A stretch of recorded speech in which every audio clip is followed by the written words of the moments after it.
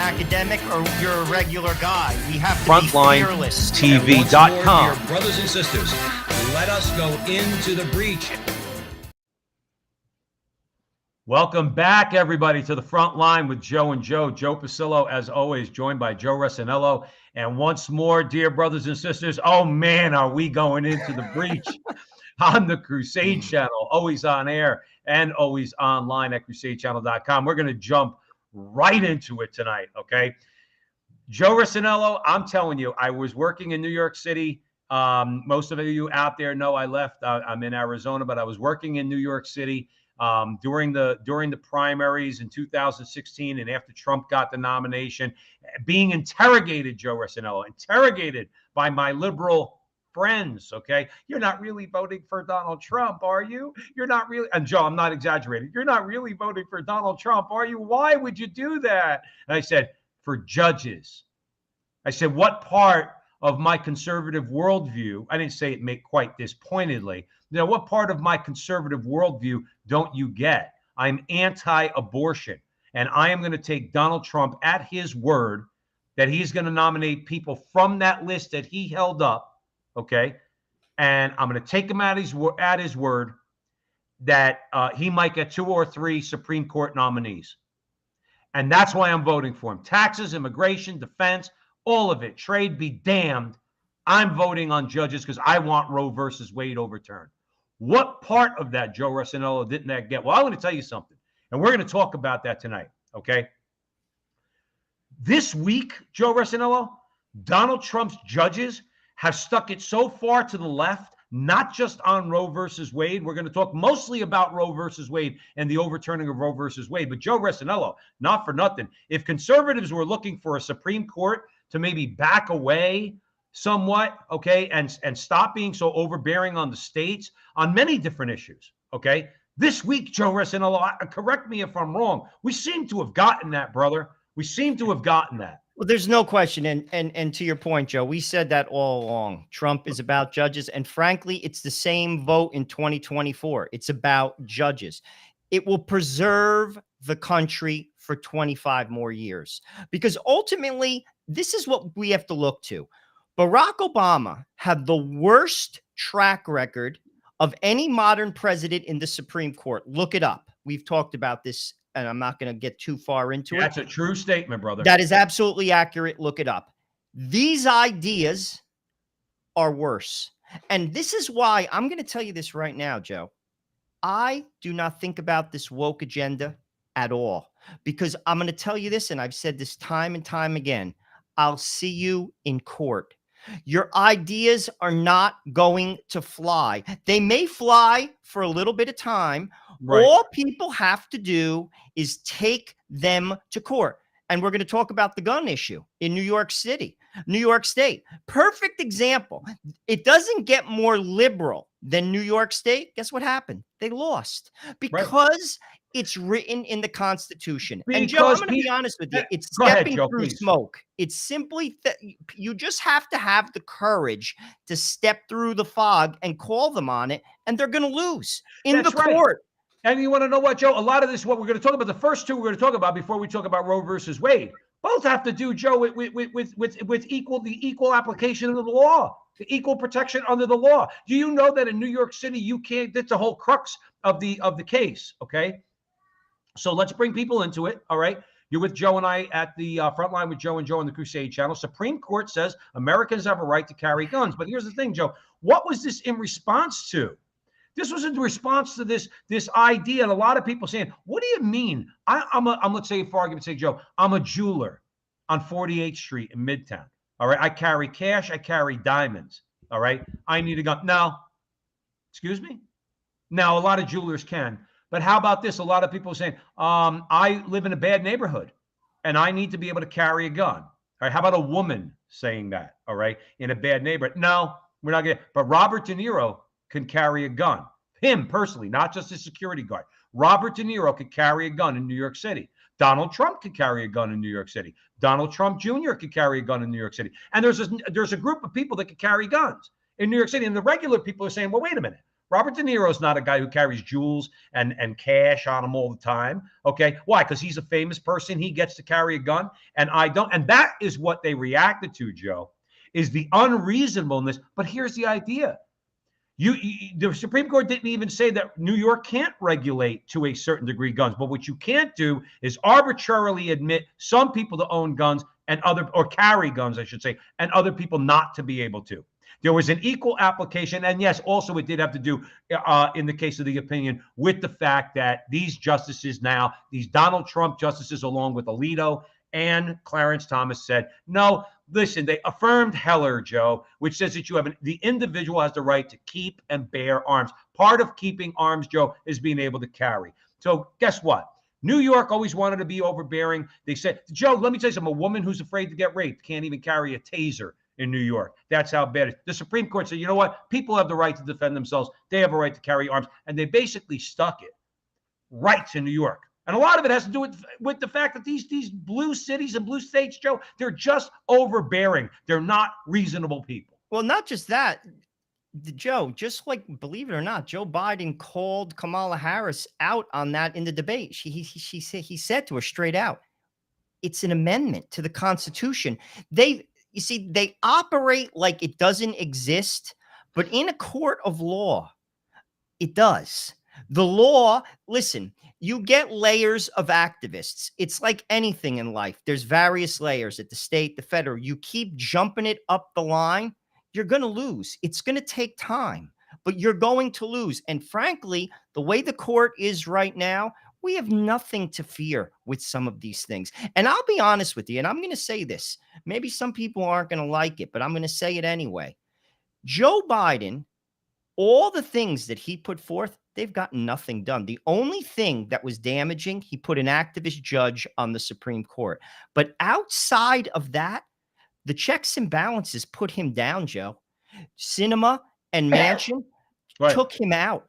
And I'm going to be truthful with you. When it's all said and done, 8 years from now, to be truthful, the damage is not as bad as everyone said it was going to be. I'm not happy that I pay $6 for gas a gallon. But my point is, you know what I'm saying? No, I know, Joe. Listen, I know exactly what you're saying. You want to know what? I'm going to say this right now. Okay, I would never, me personally, okay, I would never vote for Kristen Sinema. Okay. And I live in Arizona now. I'm not going to vote for her. I'm going to vote for whoever the Republican is running against her. And if I lived in West Virginia, I probably wouldn't vote for Manchin. Okay. Because I'm not a Democrat. Okay. He's a good guy and everything. But what I will tell you, what those people showed me, Joe Resinello, is they're Americans. They actually believe in the institutions of our government. They actually believe in the Senate. They actually believe in the Supreme Court. What they showed the left was, no, we don't believe that you could just do what you want politically, legally, judicially, that you could just do what you want when you want it on any issue. So let me give you an example of that, Joe. That's all we heard during the confirmation process, right? Settled law and stare decisis. If they try to use that fancy Latin phrase one more time, Joe, I'm going to blow a gasket, okay? Because I'm tired of hearing stupid people try to sound smart by using a Latin phrase like stare decisis, okay? However, precedent, okay? Precedent. Joe, with the gun issue in New York City, does the left respect precedent? We have Heller. Heller was decided about 15, 17 years ago. We have Heller upheld the Second Amendment and the right to keep and bear arms. Who respects precedent here? They don't respect precedent. They don't respect precedent. If you would, you'd back off on the gun issue and say, well, the Supreme Court's basically ruled on that. And you want to know what, Joe? That's not actually a contentious issue with a lot of people. A lot of people who are equally appalled by little kids getting shot in school, okay, say, well, what does that have to do with my good friend who owns 10 guns at home? How are we going to take away his 10 guns, prevent those kids from being killed? Anyway, long story short, is you have people like Manchin and Sinema, to address your earlier point, who are patriots. I don't agree with them politically, but they don't want to tear the country down. And they don't want to tear down our institutions, and they've acted that way. I'm surprised. I don't want to say it because I don't want to. I'm surprised that it hasn't been worse for them as far as persecution. I'm going to hand it back to you, Joe. Well, it's fair enough, but at the same time, Joe, I'll tell you what. I think there's more than cracks to what's going on with this. Mm-hmm. I actually think that Barack Obama in 2024, he already has strike one, because I still say he's pulling a lot of the strings that's going on in the Democratic Party. Anytime he came out immediately of his hole when Roe went down, anytime they need him, he comes out.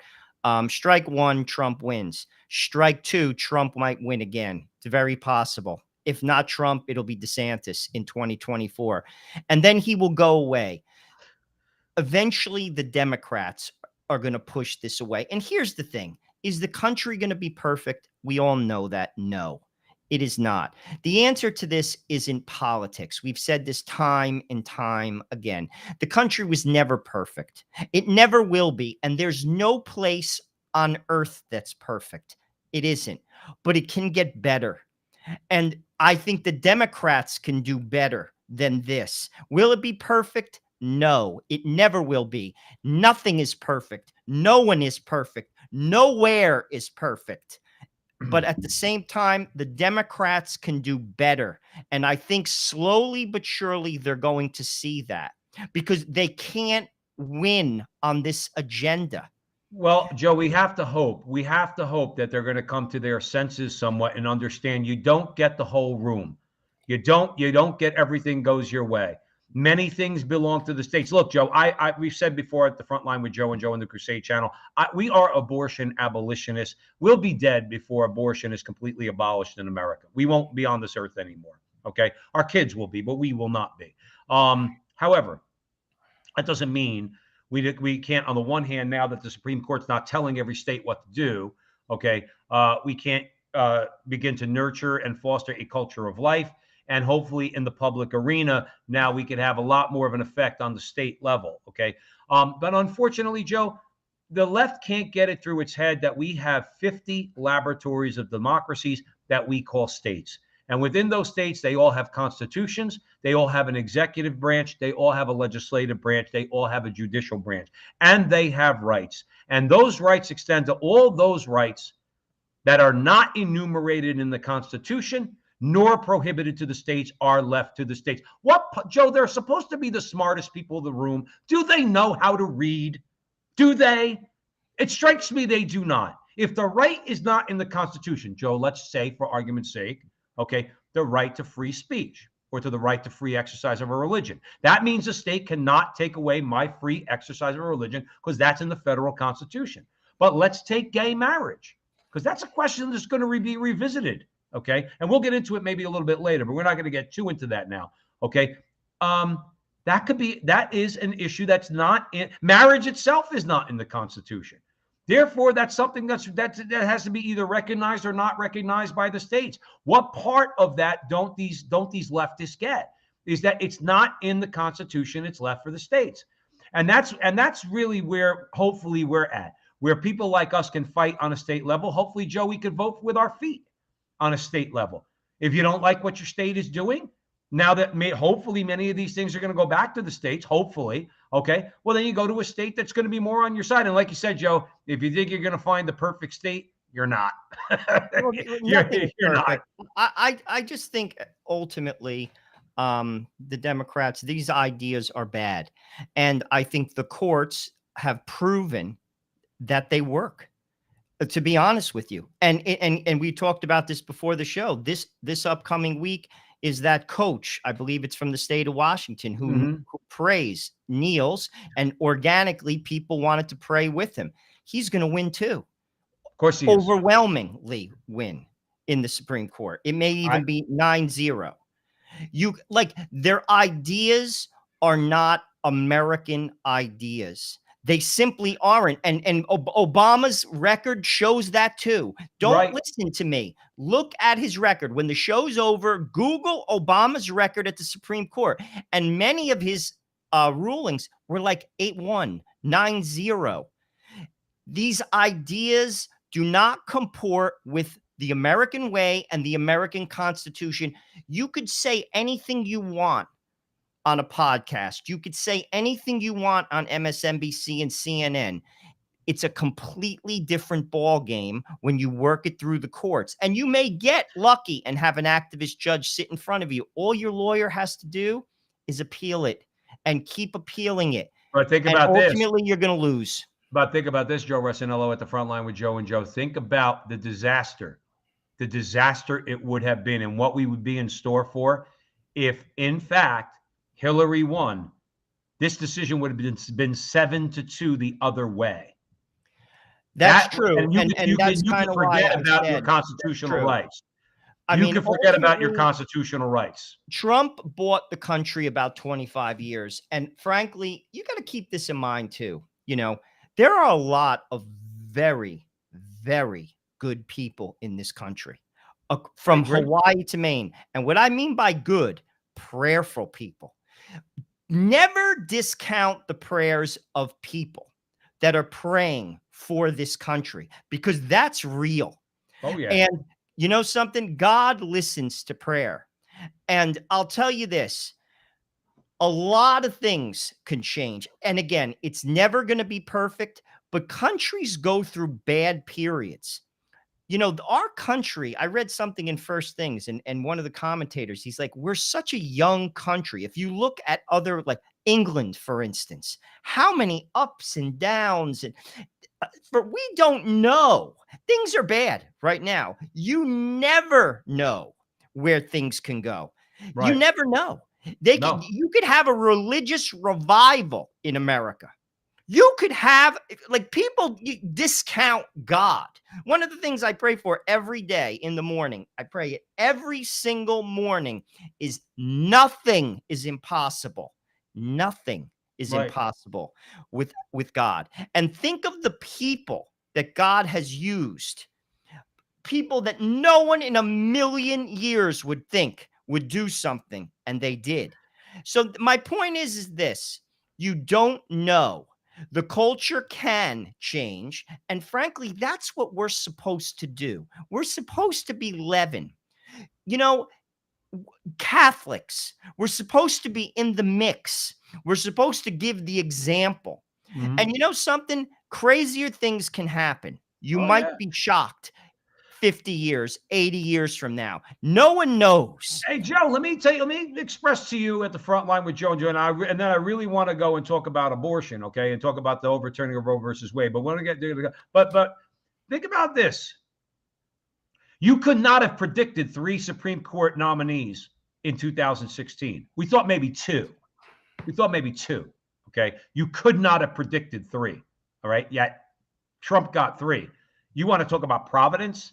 You want to talk about, let's say, something that you would not have expected to happen? Joe, we're pretty smart guys. I wouldn't have anticipated that, but it happened. It happened more than anything else. Joe, think about this too. We don't live in a bubble, okay? And we understand that there's violent people out there, okay? But you think about the pressure that was brought to bear on Barrett, Kavanaugh, and Gorsuch in particular, okay? You think about that pressure. Let me tell you something. I read something recently. Donald Trump was able to withstand a tremendous amount of pressure when everything happened with Kavanaugh. George Bush would have pulled his nomination. George W. Bush would have pulled his nomination. So would have a John McCain. So would have a Mitt Romney. Would have pulled Kavanaugh's nomination and caved to the left. Trump didn't do it. Trump stood by him. Okay, just like Trump stood by Barrett when they tried to attack her on her Catholicism. Okay, bottom line is this: the courage that Trump had, probably under pressure from Republicans too, the courage that Barrett had and Gorsuch and Kavanaugh, because they are Trump's nominees, okay? Joe, there's something providential there, because most people would have caved under that pressure. That leak would have had most people quaking in their boots, okay? With wackos in front of these justices' homes, threatening violence. What happened with Kavanaugh, this guy wanted to break into his house with a gun. I'm telling you, Joe, God's hands were all over this, because those people showed it. He stiffened their spine and stiffened their resolve, because most people, Joe, would have caved. What do you think? Well, I'll be honest with you. That's why you take the job. I mean, Joe, if you're not willing, you know, a lot of times people take big jobs for the wrong reason. But you know something? That's part of the deal. You know what I'm saying? Like, Joe, that's it. But Joe, that's it. When you're getting death threats, like you're talking about overt, when nobody's on your side, they get death threats. Well, public officials, Joe, they get death threats all the time. Oh, without a doubt. No, but what I'm saying is death threats that are actually being condoned by the other party, actually being condoned, not condemned by the media. these people must have felt alone. Oh, A of course Republican they Party did. They that's still feckless. do, probably, Joe. I'll be Oh, honest I'm with you. sure. This is I'm far sure. from. This is the beginning of the end. The real battle is about to begin. And mark my words, this is the beginning of the end for Roe is going to fall because, and this is something I want to talk about What do you too. mean? I'm not. I mean, not Roe, abortion eventually, because Eventually, it's yeah. an evil. God does not. I'm sorry, I didn't mean Roe. I Yeah, misspoke. But uh, God, nothing that's built on sand lasts in life. I learned that as an adult. It never. God is patient. I always think of the parable about the fig tree. We're like the apostles. He always says, like, cut that down. There's no figs. God's like, give it a year, give it 2 years, water it. And then if it doesn't bear fruit, cut it down. Well, it was 49 years. God gave us 49 years to fix it ourselves. And then he steps in one of the most leftist administrations in the history of America and takes Roe down from Mississippi. A case, no offense to our friends in Mississippi, but no one's thinking that a case coming out of Mississippi during the most like ridiculously radicalized Democratic Party is going to topple Roe. And that's just what happened. That's exactly what happened. And this is my point. Eventually, all bad things that are based, it takes time. You know, everything, we want things to happen now. Right. Now. It doesn't work that way in God's time. Abortion will go away. It will go away. And these people and their ideas, because they stink. Oh, Their ideas, it comes down to that. Forget about the personalities.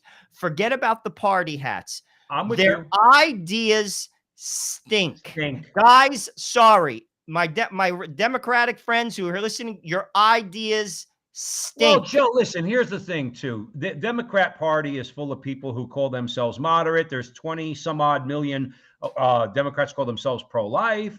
Okay, like Kristen Day, who I sent an email to, and doesn't want to come on our show, I guess, because we're not Trump guys, we're pro-life guys. All right, but anyway, but listen, Joe, it's going to be AOC and Adam Schiff and the squad, and as my mother would say in Italian, and tutto quanto over there, and the Democratic Party. Okay, they've all let the left have their reign. Well, guess what, Joe? They're losing. This is a big blow to them. There's no question about it. These three justices and the decisions that came out this last week, this is an enormous setback for them. The Democrat Party has to decide, and those who used to call themselves moderate, but who are going along with this, the Tim Ryans of the world, okay, who all of a sudden miraculously went from being pro-life Ohio Democrat to a pro-choice extremist, all right? They have to decide whether or not they're going to allow AOC, the squad, and the rest of them to run their party. Pelosi's gone.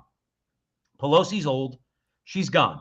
I have no doubt in my mind she's going to leave. All right. She's not going to be speaker. They're not going to get the House back. Even in 2024, they're not getting the House back. She's getting older, and hopefully she's thinking about repenting like Archbishop Cordileone called her to do. Okay. They're going to have to regroup on that side, JoJo. And listen, if they don't want to moderate, look, I'm not going to moderate on abortion. I never will. Okay. I'm just not.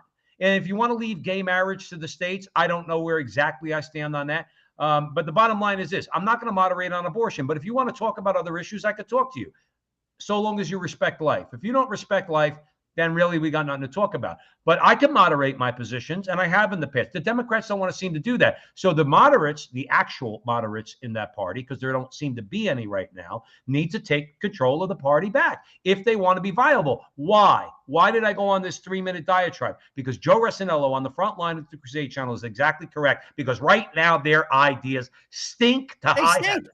And I mean, if I'm talking purely left side of the ledger versus right side of the ledger, I'm talking X's and O's.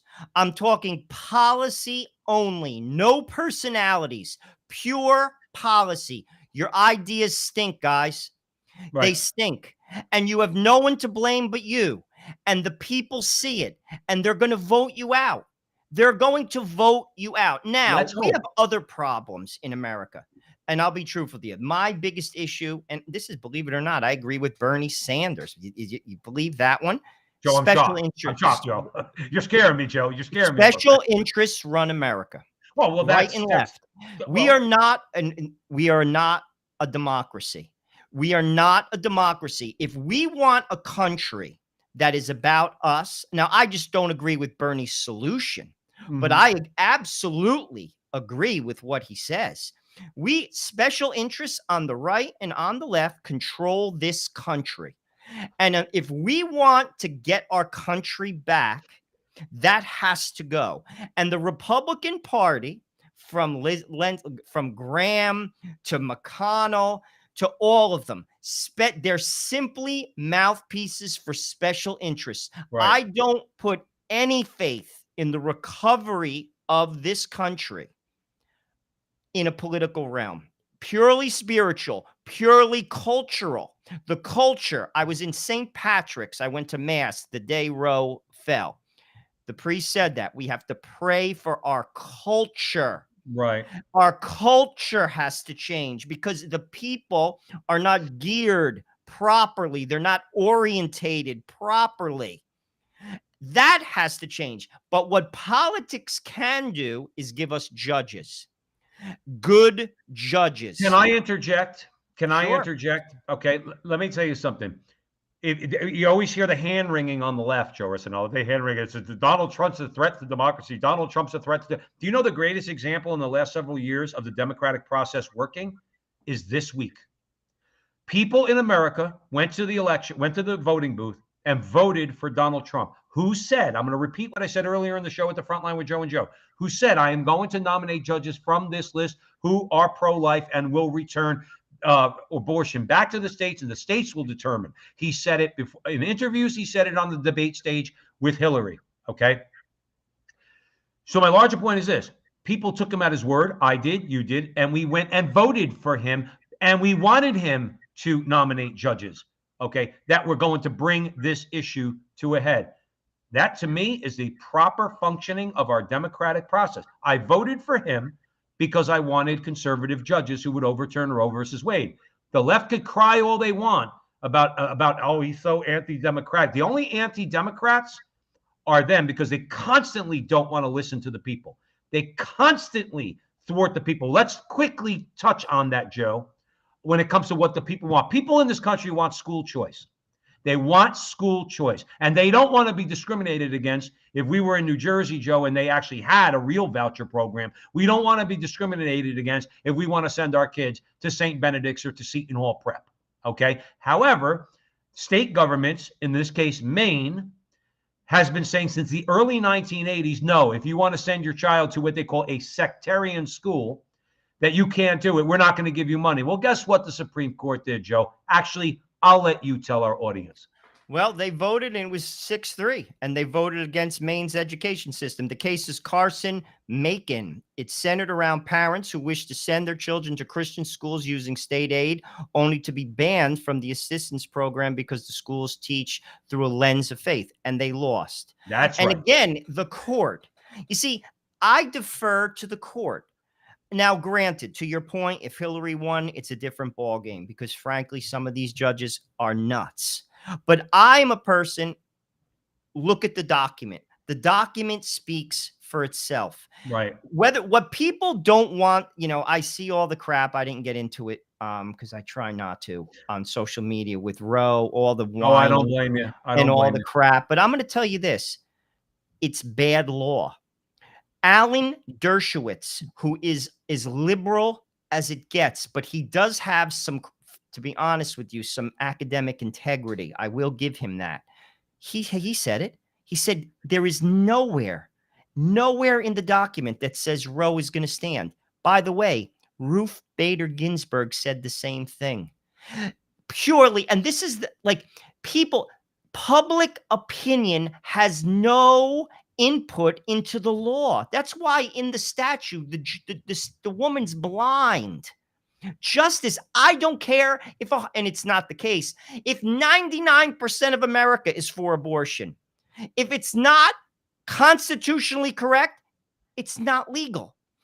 Right. People were for killing Jews in Germany. Was that right? That was legal, by the way. But I was going to say it was legal. It was it's legal. Not right. Right? Was they gave it a legal to framework. Who cares if it's a legal people? framework? Yes, it was legal. Right. Was it right? No. Was it legal to segregate? No. Yes, it was legal. Was it right? No, it Right. wasn't. It has Joe no Russell- public opinion, and culture has no bearing on justice. Their Right. arguments stink. Once again, guys, your ideas stink. They stink. And here's another thing. 93% of women who have abortions regret them. That's a fact. Well, Joe, you're never gonna hear that broadcast on any social media. And obviously, we've interviewed people at the Frontline with Joe and Joe on the Crusade channel, always on air and always online at crusadechannel.com. We've interviewed people that have said that and used the studies and the statistics to back it up. Abortion is horrible for women. Oh, by the way, I want to we're going to get into abortion real quick. I do want to make mention, Joe, because I want to spend a good amount of time on Roe versus Wade. But let's give credit where it's due. Let's give credit where it's due. We beat up on John Roberts enough on this show. This is what Roberts said. You just said, Joe, just because something is legal doesn't make it right. There was a disparate application of the law and religious discrimination in Maine. It was legal for 4 decades, by the way. All right. But it didn't make it right. This is what Roberts said. The state pays tuition for certain students at private schools, so long as those schools are not religious. That is discrimination against religion. A state's anti-establishment interest does not justify enactments that exclude some members of the community from an otherwise generally available public benefit because of their religious exercise. Joe, that's exactly what you just said. It was legal to discriminate against Christians in Maine up until 3 days ago. Now it's not. It was legal, but it wasn't right. Okay. And that's what the court just remedied. And by the way, that's a big decision.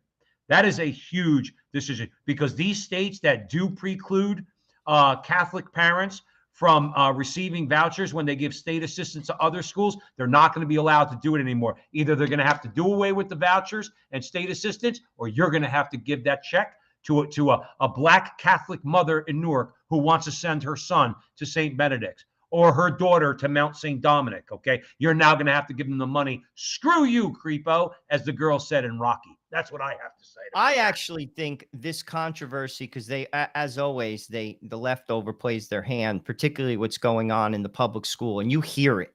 You hear it from people. I actually think it's going to do damage to the union. It's the largest union in America. I actually think, because here's the thing. Children are an apolitical discussion. It's children. Like Right. the border is many times a political discussion. Economics is a political discussion. Children is an apolitical discussion. You could be a rabid Democrat, and if you do something to that person's kid, the Democratic hat comes off. Many rational people who are Democrats, I mean, like people that like are functioning people, they're not crazy living Right. in friggin' the metaverse, crazy loony people who function, who work, who pay bills. You do something to that person's kid, no way. They're not having it. Joe, perfect example, Virginia. How many There you Democrats go. voted for Glenn Exactly. Youngkin and voted for Winsome Sears for governor and lieutenant governor? These are pro-life conservative Republicans. How many Democrats voted for them? Because they basically said, I don't want you messing with my kid either. That's right. And you're going to see more of that, because these ideas, we're going to defer to the line that they stink. The University of Pennsylvania having a guy beat off, that is a bad idea, guys. Whoever is the athletic director there should be fired. Bad idea. Well, that that's idea the next shoe to drop. stinks. That's the next shoe. That's going to be the next shoe to drop is going to be protecting female sports. We're going to see what happens with that in the courts. But Joe Rossinello, after 50 years, and guys like us, Joe, we were mostly prayerful. We're not on the front lines of this battle. The people that have fought this battle most bravely are probably already dead and in heaven. All right, like Phyllis Schlafly and people like her. Okay, there are many out there. Marjorie Denenfelser. All right, Abby Johnson, Lila Rose. Okay. The people that go to the pro-life march, they were dismissed, Joe. They're mocked, dismissed every year. If you listen to CNN, you would have thought 3 people were walking down the street in Washington, while 500, 600, 700,000 people were on the street in the cold in January in Washington, D.C., peacefully protesting, not like these animals are doing now, okay? And God answered their prayers. Well, You that's want what to I'm why? saying. A You lot want of to people why? are praying for this country, Joe. I mean, don't discount that. You know, I say this to my wife, actually. The whole idea of opening the border may actually work in conservatives' favor 30 years from now, because we've talked about this. People who come in from Mexico, El Salvador, Honduras are not talking about convincing their 8-year-old son to become a girl. Right. Like, these are not people that, when they get established in this country, may not vote the way they think they're going to vote. And I'm just saying how God sometimes works. He turns things on their head. Like, man is always calculating and doing the math, and God laughs at that. And I'm just saying that could actually turn out. I'm not saying If there you should. had a Joe Resinola, if you had a free flow of information, real information, and here I am gonna get on something real quick. If you had a free flow of information, if Hispanic Americans that come to this country from south of the border, if they had a free flow of information, if the Democrat Party actually told them what they stand for, and let me throw this in, because I would say the vast majority of these people are Catholic. If from the pulpits they were told what one party stands for and another one stands for, okay, so I do blame the church somewhat too. Those people would never vote Democrat. Never. You're gonna tell my son Jose, my 5-year-old son Jose, that he could be a girl?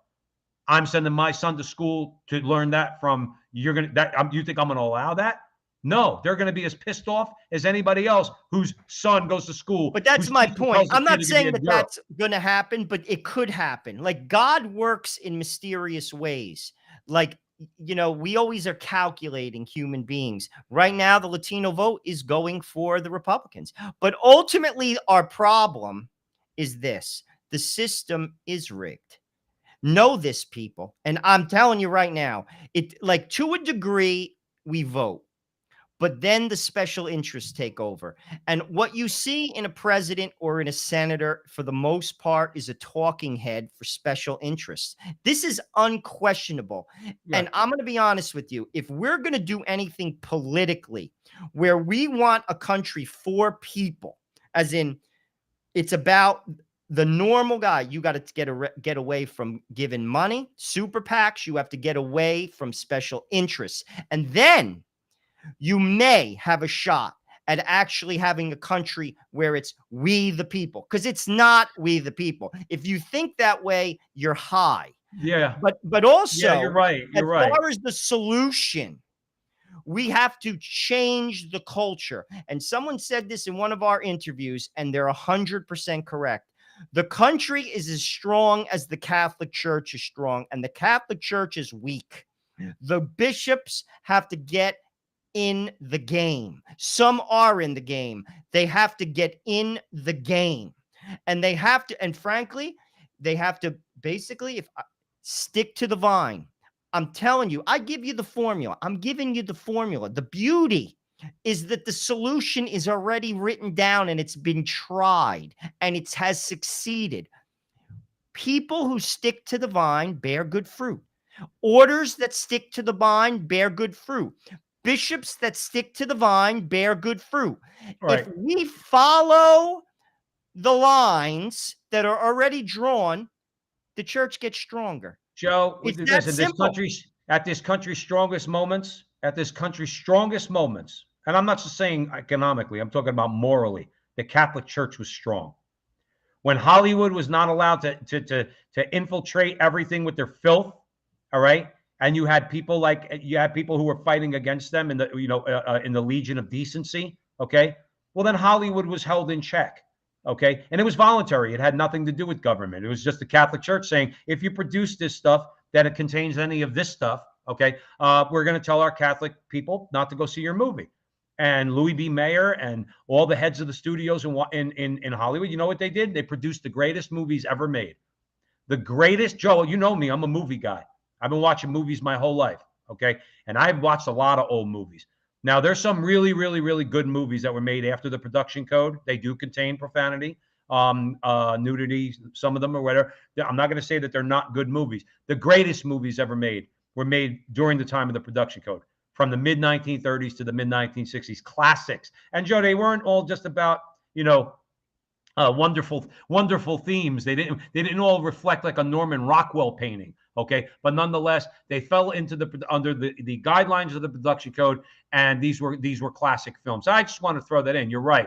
Let's talk a little bit about this. Our good friend Joe Resinello, I want to throw this over to you. Let's try to pull out, okay, on the Crusade channel, always on air and always online at crusadechannel.com. Let's try to pull out some of the more salient points from our friend John Horvat over at TFP. He wrote a great article. Okay, I think everybody should go and find it. We're going to talk about some, not the whole article. Too much to read here, but we do want to talk about some points. Where are we, Joe Resinello, and what should we do now? I want to kind of throw it over to you. I mean, I read John's article, and I have some of the points in front of me here. I mean, obviously, John is Catholic. Fully Catholic.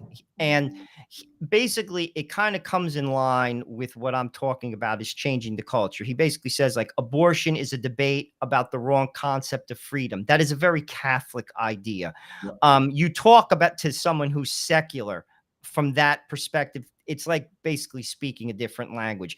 Talk about disordered passions. What I consider disordered, many secular people just think common. It's commonplace. People's hearts have to change. What I would say to John Horvat, and he may even agree with me, is how do we get there? Do you know what I'm saying? Like, what do we do to get people to see that?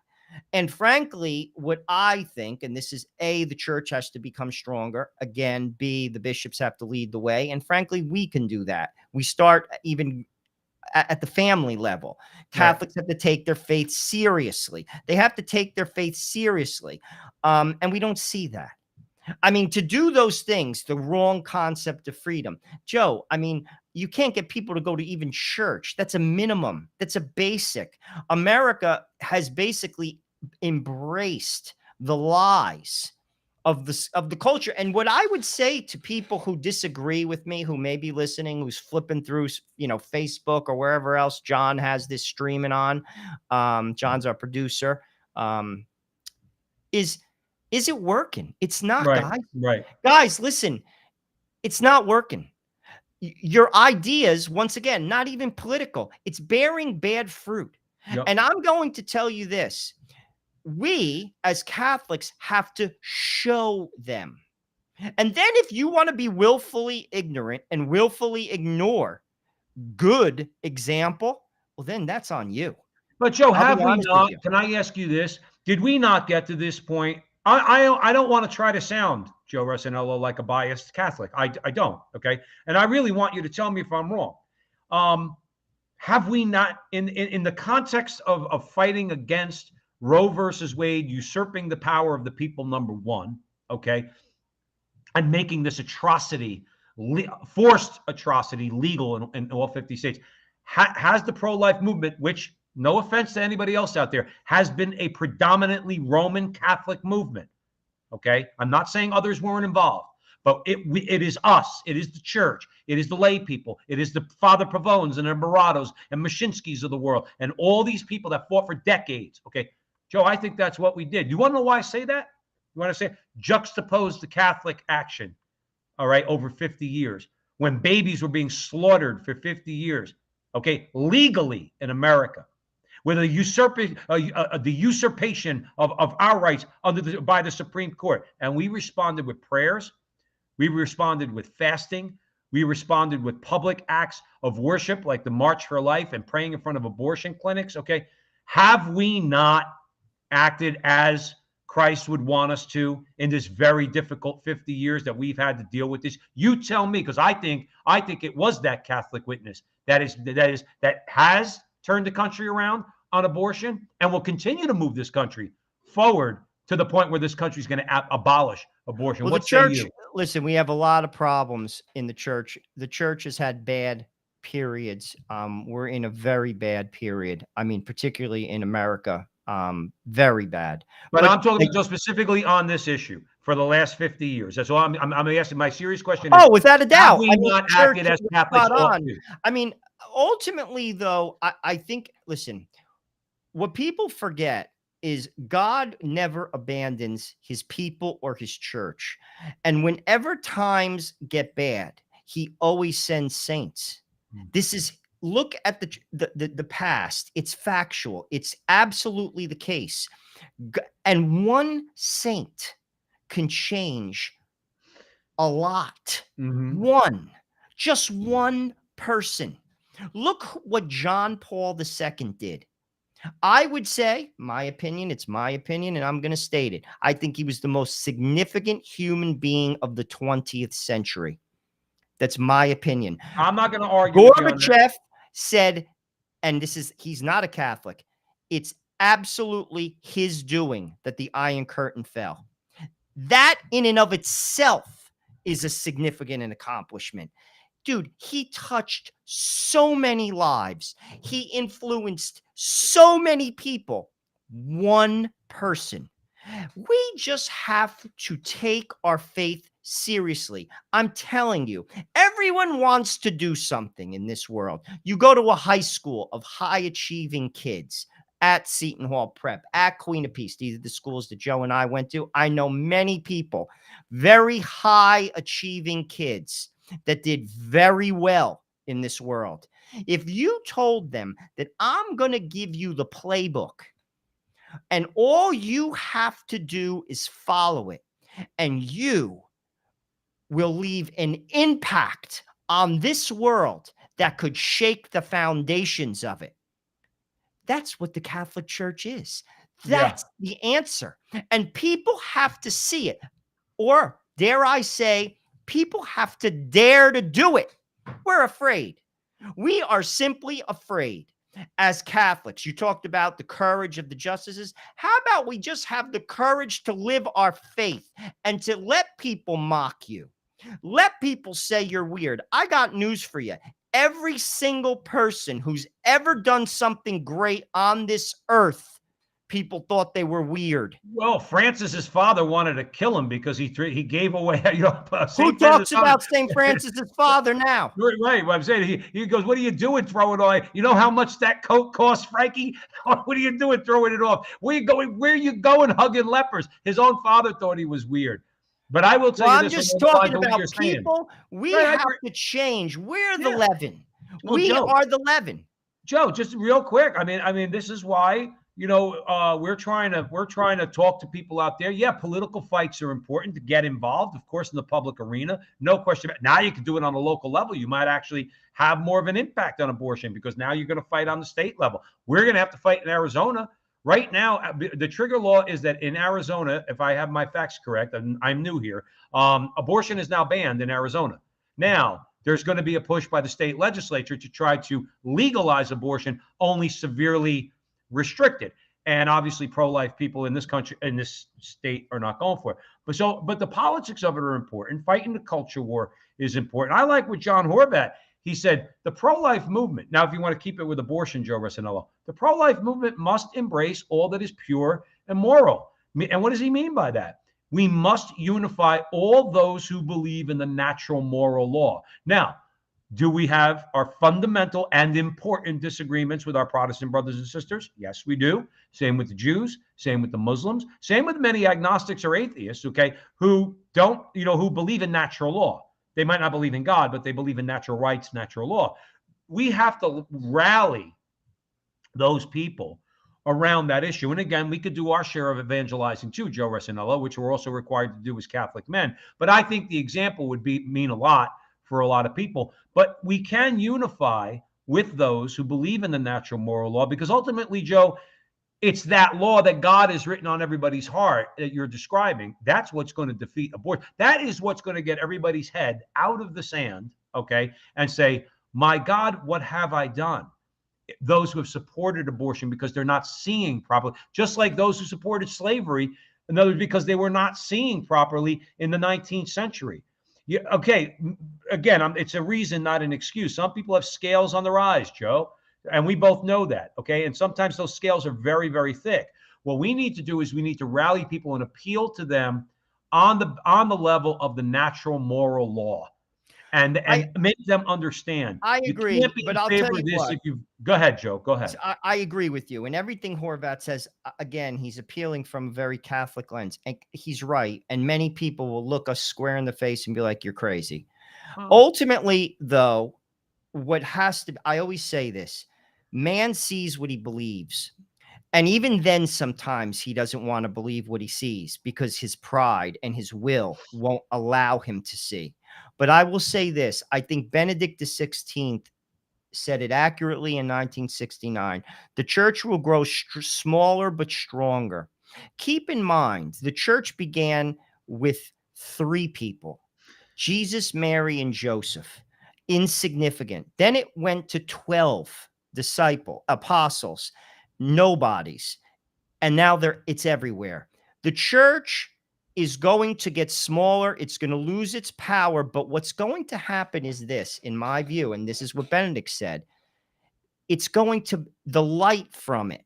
You see, guys, your secular ideas stink, and they're going to continue to bear bad fruit. And what's going to happen is what Benedict said. People are going to see a community of people that their life is functional, that they're happy, their families are healthy, not perfect, but healthy. Healthy. I agree. And then people will be receptive. That is what's going to, it's going to be, that's how it's going to happen. Because ultimately, sadly, logically, people put up walls. Like John has a wonderful, like, he has a lot of bullets here, but it's purely when you say to someone, you have disordered passions, people will argue with you square in the face. To be like, what do you mean my passions are disordered? I want to go out and I want to have sex on the weekend. I'm not married. What's wrong with that? And you'd be like, well, that's disordered. Sex is supposed to be between, says who? I'm just saying, like, people, their eyes basically, but what is not arbitrary are the consequences of bad behavior. You see, when you make choices, you don't choose, the output stinks. Right. And all of these choices that our culture have made, particularly over the last 60 years, have produced this swamp. And what I'll just say is this, what we have to do, and this is why we're Levin, is just live our lives as Catholics. People eventually, as time goes on, and as their life deteriorates, and as society deteriorates, they'll say, but you know something? There's this family down the street. They have 7 kids. And you know something? They seem pretty damn happy. What do I have? What did I do wrong? I'm not saying you got to have 7 kids, but something's missing in my life that they got, and I want it. That's what we got to do. That changes the culture. That's up to everyone who's listening. Joe, let me tell you something. There was no more, let's say, if you want to look at it, like, powerful empire than the Roman Empire, okay? The religion of the Roman Empire was paganism. The exposition of children, which meant just leave them outside overnight and the animals will eat them or the weather will kill them, was commonplace, the same way abortion is now, okay? Killed babies then, killed babies now. Joe, a bunch of people who were willing to die for the truth conquered the Roman Empire. You think about that historical feat. People are talking about Roe versus Wade like this is a major historical event, and it is historical on some level. One of the most historical events that ever happened was Christianity, the Catholic Church, overtaking the Roman Empire by willing to sacrifice their lives for what they knew to be the truth. Because nobody knowingly dies or would die for what they know to be a lie. Okay, you're a moron if you die for what you know to be a lie. Okay, but they believed that the Catholic Church was true, and they died, and they changed you think about the magnitude of that. No, can you imagine what a little sacrifice would do in this paltry little country we call America, that's only been around for 240 years? Now, we love our country. This is not the Roman Empire. This is not some insurmountable society that we can't. Yo, people have conquered worse things than the Democrats. Look, much worse. I mean, look at Poland. Like, I invite all people to go and get the movie 9 Days That Changed the World. John Paul II, first trip, goes to Poland. Every single person, they said, in the country saw him, came out of their house. Not a bullet fired. The country changed. Poland right now is one of the most Catholic countries in the world. one of the most Catholic countries in the world. Right. Communism had an infinitely stronger hold on Right. that country than it does here right now. George Weigel pointed out that the communists were all nervous and they were all overseeing this big mass, okay, that was going on with John Paul in the center, okay, this huge Catholic mass going on. And the communists were all watching from the balconies because obviously that's what communists do. They watch everything. And they all said they knew they were. Weigel points out that one of the highest level ones, says that's when I knew we were finished because a few 100,000 people just in the middle of mass, just in Polish, started chanting, "We want God, we want God." And they knew that they were done. But They knew that keep they were this in finished. mind too. Our country has very religious roots. It's not Catholic, it's religious. But I will say this: as the country gets darker, and it will, because people have bought these lines, hook, line, and sink, these ideas, your lives are going to fall apart. If you haven't figured it out as an adult yet, that certain actions produce a negative reaction, to be honest with you, you're not an adult. You're still a child. These ideas that the culture are espousing will not produce a healthy society and have not, and they're only going to get worse. And what I say to all people is this: you want to change the culture, you be an example in it. Right. You be an example in it, because I got news for you. People are looking at you out of the left side of their eye. Don't think they're not. And Right. don't think that they, when they can't sleep a wink in the middle of the night and their life is spiraling out of control, don't say, gosh, I wish I had that. Right. Gosh, I would like to have that. And I'll tell you this: everyone could have what God gives you. You're one confession away. Joe, we We got to are leave one it there. confession away. We got to leave it there. I just want to spend the last part. I just want to sum it up. There's something that along the lines of what you're saying, but I think it perfectly sums up what we're talking about. This is Horvat. Quote, "The fight for life must always be religious, in favor of God, the source of all grace and life." Now, here's the key. The left knows that God is at the center of the debate. It knows that the church represents the moral law and makes it the target of its action. Its radicals invoke Satan for help. How much more the pro-life movement should call upon the overwhelming power of God and the Blessed Mother to secure the final victory. Joe Resinello, we have to leave it there. Great conversation on the Crusade channel, always on air and always online at crusadechannel.com, the last live radio station standing. Remember, the chat room's always open at crusadechannel.com/chat. And wherever you see Joe and I, if you like us, we hope you do.